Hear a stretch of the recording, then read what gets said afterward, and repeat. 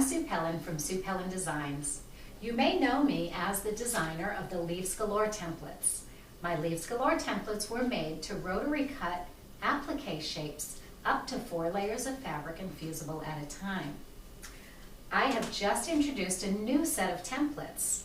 These new templates are called Hearts and More. Hearts and More templates will give you more shapes that you can rotary cut for your applique quilts. Let me show you how they're used. In this video, I'll show you how you can use the Hearts and More templates to make heart shapes, but so much more. On this quilt, we use the templates to make the heart-shaped border, the flowers, the circles, all different shapes of hearts, and even the leaves. To make these heart rings, we're going to use the Hearts and More template, and for that quilt I used template B from the small set. If you fold your pre-fused fabric, all of the cuts that we're going to be making start from the fold. So let me show you the heart shape first, and I'll show you several different styles of hearts. Using the template, you can place the curved edge away from your fold to get a curved edge heart. If you turn your template over, you're able to get a straight edge heart. Now you can adjust the tool so you get a longer or a shorter heart, and you can also adjust the central point, the beginning point of your cut, anywhere along the edge so you get more or less of an indentation at the top of your heart. So there's a lot of different heart shapes that you can make from this one tool. If we turn our template over again, there's a circle on that edge, that end of the template. So once again, you can get smaller straight edge hearts or smaller curved edge hearts in lots of different sizes. Using the two ends of the tool, you have circles, and each end of the tool has a different size circle. By using the line down the center of the circle on your fold, you can get a beautiful circle on this end or on the opposite end of your tool. Now we also have a central marking with an arrow that points right at the 0 degree marking on the end of the tool.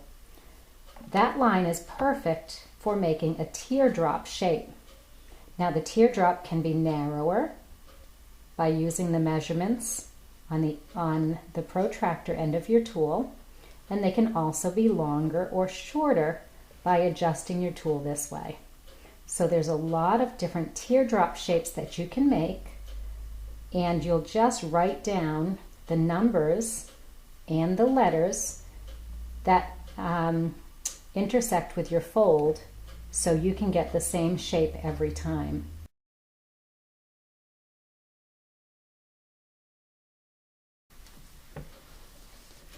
You'll notice that I did put Grace True Grips on my template, and I put them on both sides. Now the reason I do that is because the template can be used from either side. If you always want to see your markings, you can simply turn your board around when you want to use the opposite side of the template, just like this. So now I'm using the curved side. However, if you don't want to turn your board all the time, you can just turn your template right over, and that's why I put the Grace True Grips on both sides of the tool. Today we're going to be using the curved edge of the template to make the heart from the first quilt that I showed. I'm going to trace from the 90 down here to the M on my tool. Now you'll notice this is a small M because that M is on the curved side of the tool. There's another M on the straight side, but it's a capital M. So whenever you are writing down instructions for how to cut a particular shape, make sure you use capital letters or small letters. Now as I'm cutting around, it's very helpful to have a rotating mat. But if you don't have a rotating mat, you can simply turn your mat as you're cutting. The rotating mat makes life much easier. Now I've cut this one heart shape, but now I want to cut the ring from the inside of that shape to make it into a chain. So I'm going to turn my tool over and use the small circular side to cut the center away from that heart. If you are moving your board in order to cut, just make sure you keep your rotary cutter down in the same place so that you don't have a messy cut. Now you have both the heart ring as well as a bonus heart from the center of that heart ring.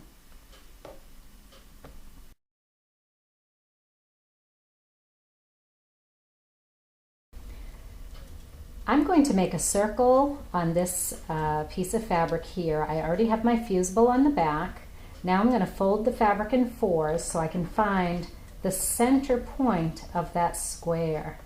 Now the reason why I want to find the center point of the square, we're not only going to use the circle that we cut, but we're also going to use the square. So I'm going to place the arrow right on that fold line, and this line that bisects the 2.5 inch circle on this fold. Now, when I cut this circle,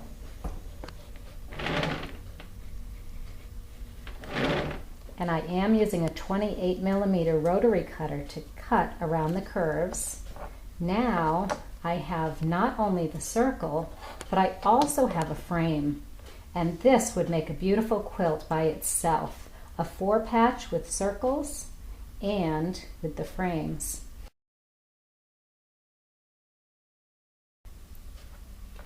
You can make several different flower shapes using the Hearts and More template. First, I'll show you how to make a 4-petal flower. To make a 4-petal flower, we're simply going to fold our fused fabric in quarters and then place the template so that the corner of that square, or the center of the square that's folded in quarters, hits this line right here.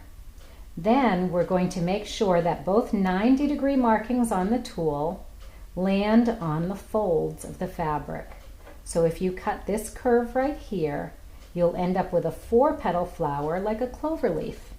And it makes a beautiful flower, but I prefer 6-petal flowers. So let me show you how to fold the fabric for a 6-petal flower. For a 6-petal flower, we do need to find that center marking of our square. So we're going to fold in quarters, and we're going to place that corner right on your board where your 60-degree marking crosses a straight line. So we're going to place the corner of our square right at that intersection and unfold the square so that we have the fold right on your straight line. Then from the center, we're going to fold up on that 60-degree line. So we're following the 60-degree line with our fold, and now we're going to fold that last piece under in order to make a piece of fabric that has 6 layers. And you can see how it fits right in along that 60-degree marking. Now I've already made one here. What I like to do is put a staple in the fabric, or you could pin that fabric so it holds everything together. That way I can make 100 of these at night while I'm sitting in front of the TV, and then the next day or later on that day I can go ahead and cut out my flowers from those folded pieces.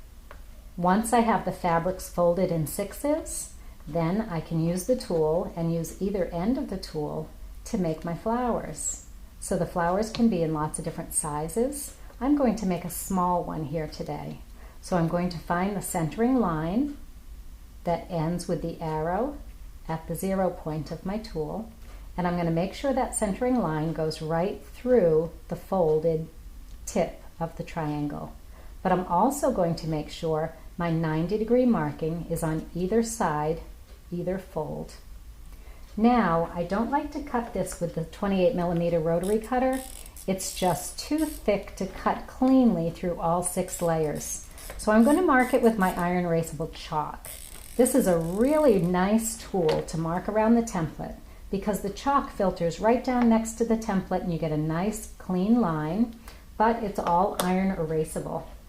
Then I'm going to take my scissors and I'm going to cut through all 6 layers. I'm going to get a nice clean cut all the way around that half circle.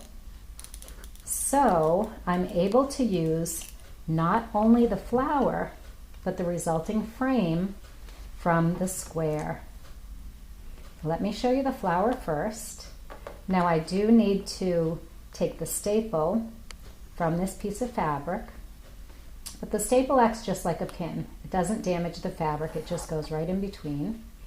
And so not only do you have the circle, but you also have a frame. Both are fusible. You can fuse both of these to another piece of fabric. And this is how I made my quilt called Jasmine. So check on my website for the Jasmine quilt using this technique.